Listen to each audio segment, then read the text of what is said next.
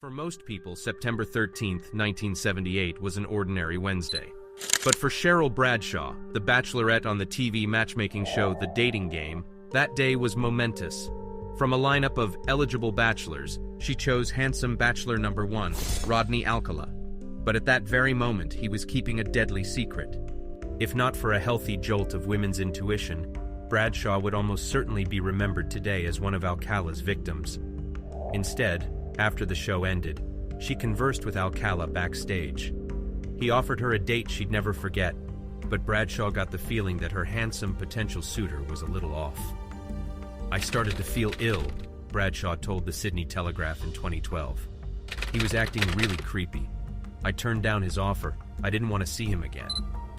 Another one of the episode's bachelors, actor Jed Mills, recalled to LA Weekly that Rodney was kind of quiet. "I remember him because I told my brother about this one guy who was kind of good-looking but kind of creepy. He was always looking down and not making eye contact." Had the popular dating show performed background checks on their bachelors, they would have discovered that this kind of good-looking but kind of creepy guy had already spent 3 years in prison for raping and beating an 8-year-old girl, and had also done the same to a 13-year-old girl as well, which landed him on the FBI's 10 most wanted fugitives list. But sometimes a background check can't even uncover the whole story. In Rodney Alcala's case, the whole story consisted of at least 4 prior murders that he hadn't been definitively linked to yet. As you can probably imagine, Cheryl Bradshaw's rejection likely only fueled Alcala's fire. In total, before and after his television appearance, the sadistic dating game killer claimed that he killed between 50 and 100 people. In this video, you will dive into the mind of a sociopathic, sadistic serial killer who rampaged the streets with seemingly no remorse. So sit back and relax as we take you onto this momentous roller coaster ride through ungodly events.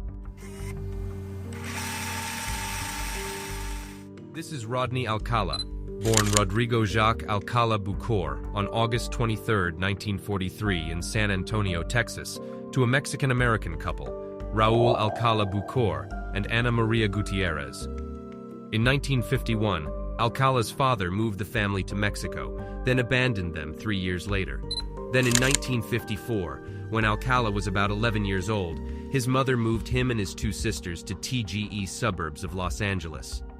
In 1961, at the age of 17, Alcala joined the United States Army and served as a clerk. Then in 1964, after having a nervous breakdown, not only did he went AWOL, he also hitchhiked from Fort Bragg to his mother's house. Alcala was then diagnosed with antisocial personality disorder by a military psychiatrist and discharged on medical grounds. Other diagnoses later proposed by various psychiatric experts at his trials included narcissistic personality disorder, borderline personality disorder, and malignant narcissism with psychopathy and sexual sadism comorbidities.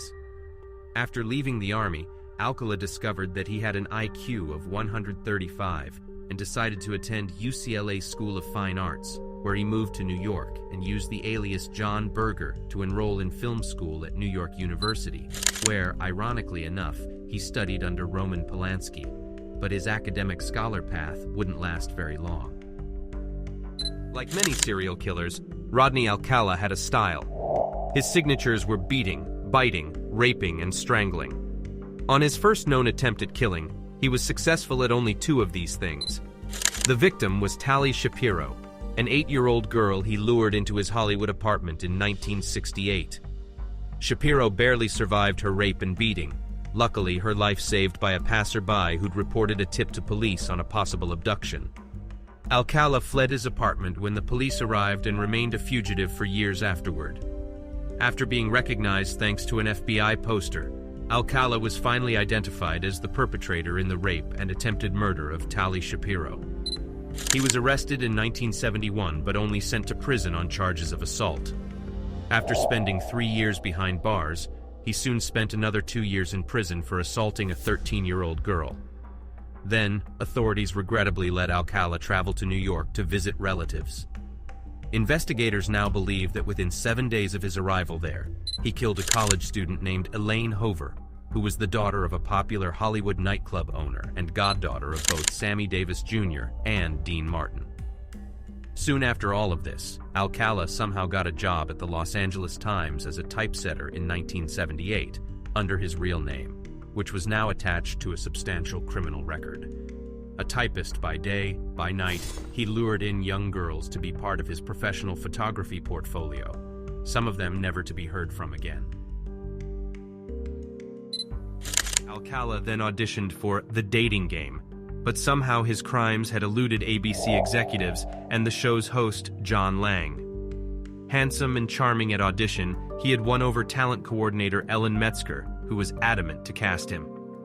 The year after The Dating Game appearance, 17-year-old Leanne Leadham was lucky enough to walk away unscathed from a photo shoot with Rodney Alcala, and she remarked how he showed her his portfolio, which in addition to shots of women included spread after spread of naked teenage boys. Police have since released parts of Alcala's portfolio to the public to aid in victim identification. Over the years, a few have stepped forward to reveal their horrifying moment with this predator. The case that would finally break Rodney Alcala's killing spree was that of 12-year-old Robin Samsoe. She disappeared from Huntington Beach, California on her way to ballet class on June 20th, 1979.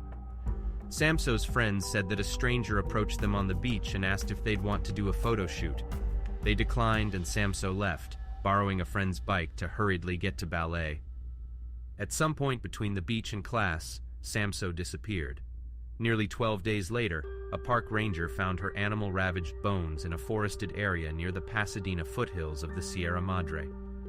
Upon questioning Samsoe's friends, a police sketch artist drew up a composite and Alcala's former parole officer recognized the face. Between the sketch, Alcala's criminal past, and the discovery of Samsoe's earrings in Alcala's Seattle storage locker, police felt confident that they had their man.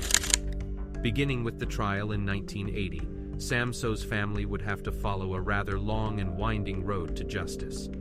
The jury found Alcala guilty of first-degree murder, and he received the death penalty.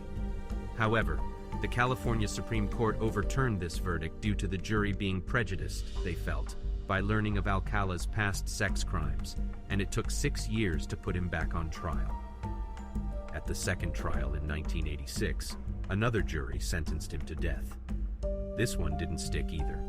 A Ninth Circuit Court of Appeals panel overturned it in 2001, Louisiana Weekly wrote, in part because the second trial judge did not allow a witness to back up the defense's claim that the park ranger who found Robin Samsoe's animal-ravaged body in the mountains had been hypnotized by police investigators.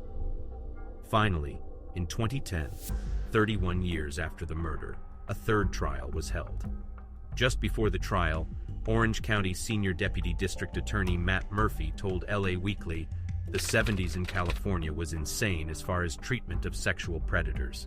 Rodney Alcala is a poster boy for this. It is a total comedy of outrageous stupidity." During the years he spent incarcerated, Alcala self-published a book called You, the Jury, in which he proclaimed his innocence in the Samsoe case. He hotly contested the DNA swabs done on prisoners periodically for the police department's evidence bank. Alcala also brought 2 lawsuits against the California penal system, one for a slip-and-fall accident, and another for the prison's refusal to provide him with a low-fat menu. Alcala announced to much surprise that he would be his own lawyer in his third trial. Even though now, 31 years after Samsoe's murder, investigators also had concrete evidence against him on 4 different murders from decades past, thanks to the prison's DNA swabs. The prosecution was able to combine these new murder charges along with Robin Samsoe in the 2010 trial. During the 2010 trial, the jurors were in for a bizarre ride. Rodney Alcala, acting as his own attorney, asked himself questions referring to himself as Mr. Alcala in a deep voice, which he would then answer. The peculiar question and answer session continued for 5 hours. He told the jury that he was at Knott's Berry Farm at the time of Samsoe's murder, played dumb on the other charges, and used an Arlo Guthrie song as part of his closing argument. Rodney Alcala simply stated that he didn't remember killing the other women. The only other witness for the defense, psychologist Richard Rappaport, offered the explanation that Alcala's memory lapse could be equated to his borderline personality disorder.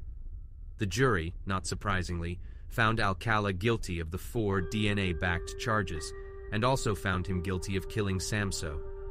A surprise witness at his sentencing was Tali Shapiro, the girl that Alcala had raped and beaten within an inch of her life about 40 years before. Shapiro was there to witness as justice for Robin Samso, Jill Barkham, Georgia Wickstead, Charlotte Lamb, and Jill Parenteau had finally been achieved. The court handed Alcala the death penalty again, for the third time. Since that trial, investigators have continued to link the dating game killer to many other cold case murders, including 2 to which he pled guilty in New York in 2013. The full extent of his crimes may never be known.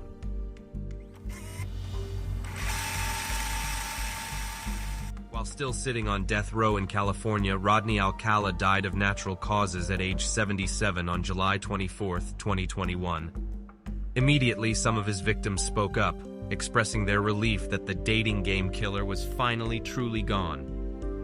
"The planet is a better place without him, that's for sure," said Tali Shapiro. "It's a long time coming, but he's got his karma." Investigator Jeff Sheeman, who had been working on a cold case involving Alcala in Wyoming in recent years, was even more blunt, saying, "He's where he needs to be, and I'm sure that's in hell." Sheeman recalled that during interviews with police, Alcala would trace his finger along the faces of his victims in the photographs put before him, perhaps in hopes that it would irritate and even enrage the detectives. Throughout his investigation, Sheeman was overcome with just how cold Alcala was, and ultimately came to believe that he may have taken untold scores of victims that we'll never know about. Thank you guys so much for watching. What do you think about this case? Leave us a comment and let us know. But before you go, make sure to leave a like and subscribe to the channel if you want to see more chilling, gruesome stories like this. Hope to see you again.